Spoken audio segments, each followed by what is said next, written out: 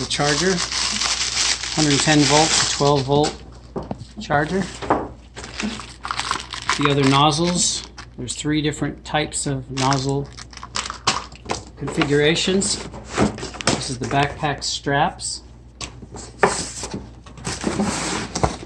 And this is the sprayer and the fiberglass or carbon fiber wand.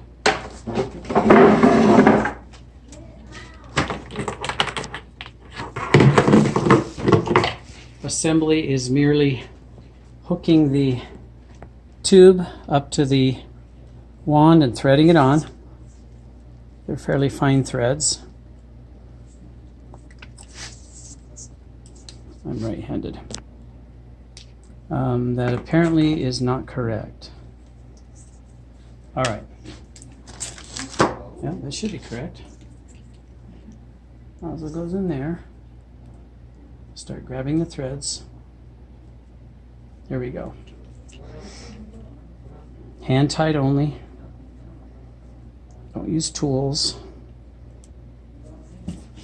And the tip, it's telescoping or tromboning. I can extend this twice its length, almost 4 feet. And the nozzles that are available, oh, I hate this part.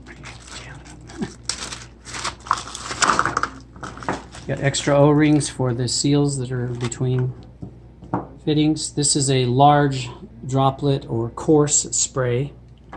This is the dual spray. These are micro mist nozzles, stainless steel. They each have a filter screen down inside under the cap to prevent debris from clogging the, there it is, there's one mesh there and another one in the other cap. These are micro mist, high pressure, cool mist spraying systems. You can get these at Home Depot, believe it or not. Inside is a very tiny spring inside of here, and it actually has a valve. This is a valve spring. It's an anti-drip. It has a rubber stopper that shuts the opening when this is pressed into it. This can be lost and dropped out. It's a very tiny stainless steel ferrule that allows the water to start spiraling. There's flutes on each side of this tiny pin. That can be lost if you pull it off not knowing it's there. So that's ready to go on the tip.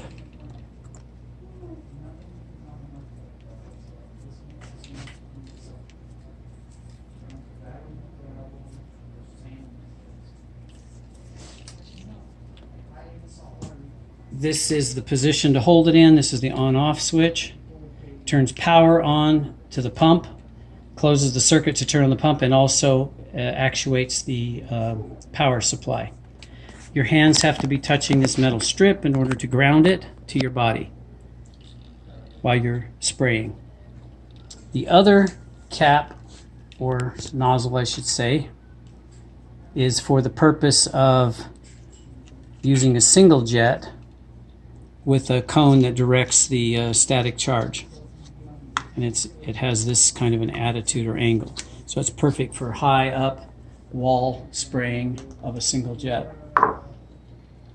Remember, these are used for pesticides, fungicides, mildicides, sanitizing, even foliar fertilizing of plants. All right, so this cap comes off. It has a built-in strainer. It's a wide mouth, so you can pour your liquid inside. You fill the container, tighten it. It's kind of an air sealing gasket. And then here we have our power switch. We have the activating the power. This is your port to recharge.